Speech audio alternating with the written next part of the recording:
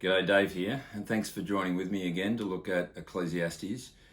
Ecclesiastes is a wonderful part of the Bible. It's a little different to most of the Bible.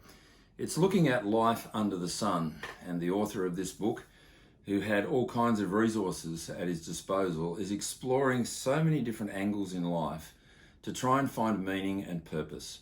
What he's looking for is something that will last, something that is able to be hung on to, something that will really make a difference for all eternity. And in chapter 4, and we're going to be looking at this now, he explores the topic of work. And work's a big issue in our lives, isn't it? Most of us spend some of our life working. Some of us spend most of our lives working. I think I got my first job when I was around about 12 years of age in a men's clothing store for a few weeks. Had various jobs through high school, milk runs, paper runs, that sort of thing.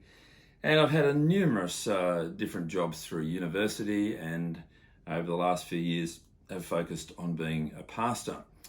Many of us will have many jobs through our lifetime. Some people spend their whole life in one career. What is it that drives us? Why do we work? I guess there's a number of reasons, isn't there, why people work? Looking at survival is a basic reason to work. We work so as to get money, so as to be able to buy food, put clothes on our back, put a roof over our heads, have the basic fundamentals of life. Where I live, not too many people are working just for survival. There are other motivations. We want security. We want to be able to provide for ourselves long term. We perhaps want significance. We want our jobs to make a difference. We want to be having influence, power and authority through our work. Or maybe it's got to do with just doing something which is worthwhile, something that's satisfying, something that will kind of fulfill us and make us feel like we're living valuable lives. But the danger is, of course, that we can ask too much of our work. We can ask for our work to satisfy us, but it might be unsatisfying. We can ask it to give us security, but what happens when you lose your job? We can look to our work for significance, but then maybe people don't respect the work that we do. Well, the writer of Ecclesiastes explores this notion of work and the motivations for work, and we'll pick it up at chapter 4 and verse 4. He says in chapter 4, verse 4, "I saw that all toil and all achievement spring from one person's envy of another. This too is meaningless, a chasing after the wind. Fools fold their hands and ruin themselves. Better one handful with tranquility than two handfuls with toil and chasing after the wind." Now, the first perspective here is to say that toil and achievement come about because people want what others have. It's a pretty good analysis, isn't it? We want to keep up with the Joneses. Advertising feeds off this. It keeps telling us that our lives will be better off if we get that product, if we have this deal, if we invest in this place, if we have this kind of holiday or this kind of future locked in. And so much of our work is spent chasing after things, chasing after that which we think is going to make our lives meaningful. And the writer here says that so much of our work, so much of what we do spring from our envy of those around about us. And that is so true. But there is a response that's no better. And we see that in verse 5. Fools fold their hands and ruin themselves. And the temptation, I suppose, is to want to give up on the rat race, to see that work is a driven phenomena, that people are spending their whole lives, they're losing their health, they're losing their relationships, they're all tied up with the pursuit of things. And so for people to drop out, people to think, no, I'm not going to do anything. I'm just going to become a hippie and go and live out in the bush and I won't do anything. And it says, fools fold their hands and ruin themselves. You need to work. Work is a fundamental experience because it's what puts food on the table, it's what puts clothes on the back, it's what puts a roof over our heads. Trouble is, we probably don't need all of that food or all those different clothes or a better roof over our heads, and that's where envy comes in.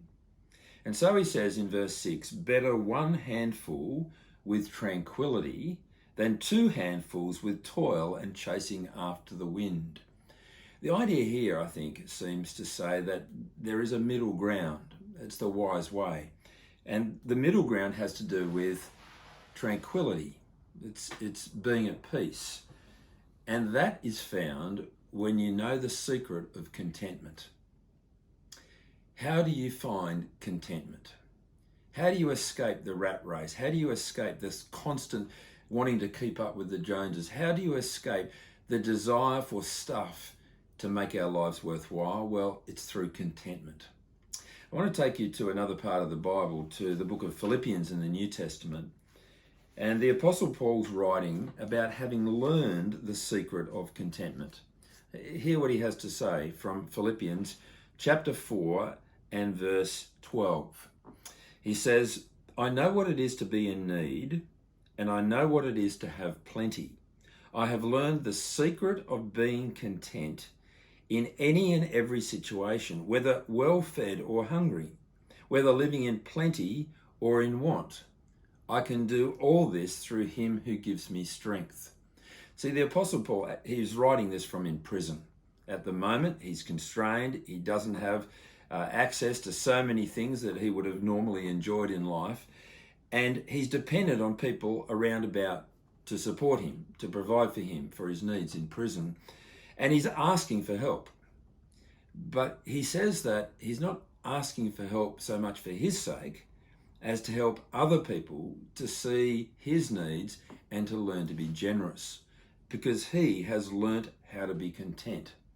And he's learnt to be content whether or not he has things, whether or not he has an income, whether or not he's even free from prison, whether he's well-fed or hungry, whether he's living in plenty or in want. Because for Paul, contentment doesn't come through having a larger bank account. It doesn't come through having paid off the mortgage. It doesn't come through having a career that's fulfilling. For Paul, contentment comes through God giving him strength.